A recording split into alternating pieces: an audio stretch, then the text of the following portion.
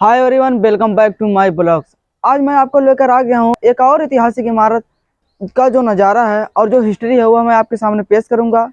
और इस मकबरे का नाम है जुम्मन खान का मकबरा और इनका वास्तविक नाम है शेर जमा खान का मकबरा। इनको इसलिए ज़्यादा माना जाता है क्योंकि इन्होंने अकेले ही 2 शेरों का शिकार किया था और तभी से इनको शेर जमा खान की उपाधि सम्मानित कर दी गई थी। और इस मकबरे के एक दिशा में 3 मेहराबें हैं और इन मेहराबों के अंदर जो कलाकृति की गई है, डायमंड वर्क किया गया है, वो यहाँ पर सबसे ज़्यादा लुभावना बनता है। और इसी के साथ में आप जब बाहर की तरफ देखेंगे ना तो ये कुछ मज़ार दिखाई पड़ रही हैं। ये जो मज़ार हैं इनके कुछ परिवार के सदस्यों की बताई जाती है। और ये जो आप छोटी छोटी कब्र देख रहे हैं ये बच्चों की, हमारे हिसाब से ये बच्चों की कब्र होगी। और ये जो और इसमें बताई जाती है कि इनके जो खास सिपाही थे, सैनिक थे, उनके यहाँ पर कब्र है। इस तरफ से मैं आपको इसका नज़ारा दिखा देता हूँ और कुछ खासियत है वो भी मैं आपके सामने पेश करता हूँ। जरूर यहाँ पर की गई टाइलिंग वर्क, जिसे हम ग्लेंस टाइलिंग वर्क के नाम से जानते हैं। भाई यहाँ पर 2 और बातें हैं वो भी मैं आपको बता देता हूँ। ये जो ग्लेंस टाइलिंग वर्क के जो कारीगर थे ये उज्बेकिस्तान से आए होंगे या फिर हमारे हिसाब से जो आपका अरबिक एरिया है ये वहाँ से आए होंगे।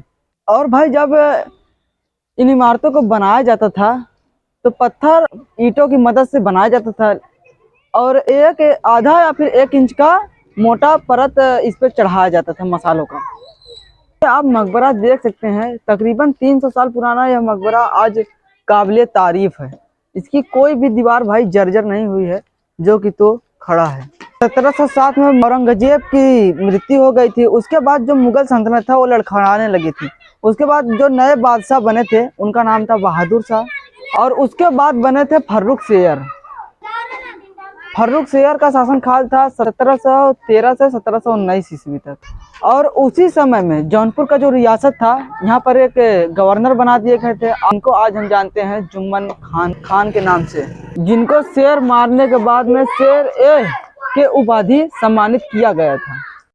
और मैं इनकी एक कहानी आपको बताता हूँ शेर मारने की। ये जंगल में शिकार करने के लिए गए थे अपने कुछ सैनिकों के साथ में।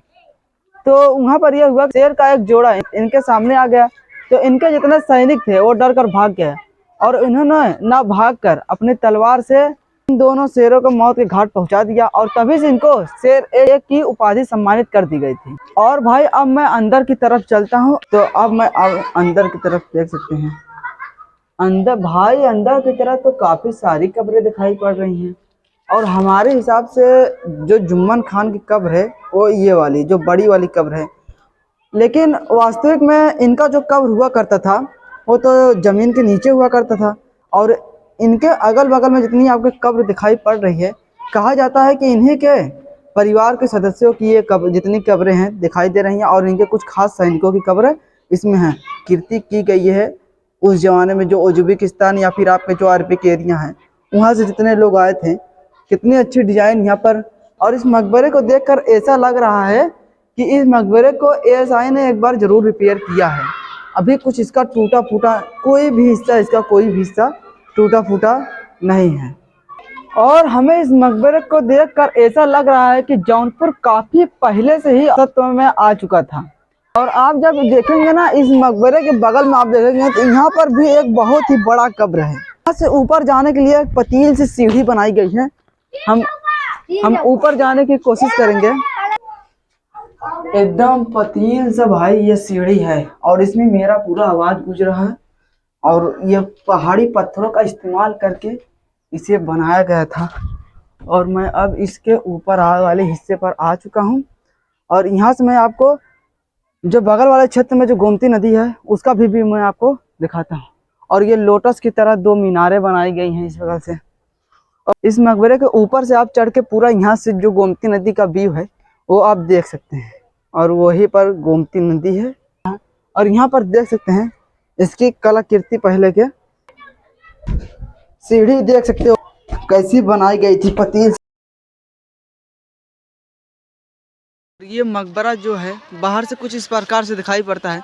ऊपर का जो डोम है, डोम के ऊपर जो लोटस की मीनार बनाई गई थी वो हमारे हिसाब से किसी हिसाब से वो टूट गई है। आप देख सकते हैं ऊपर।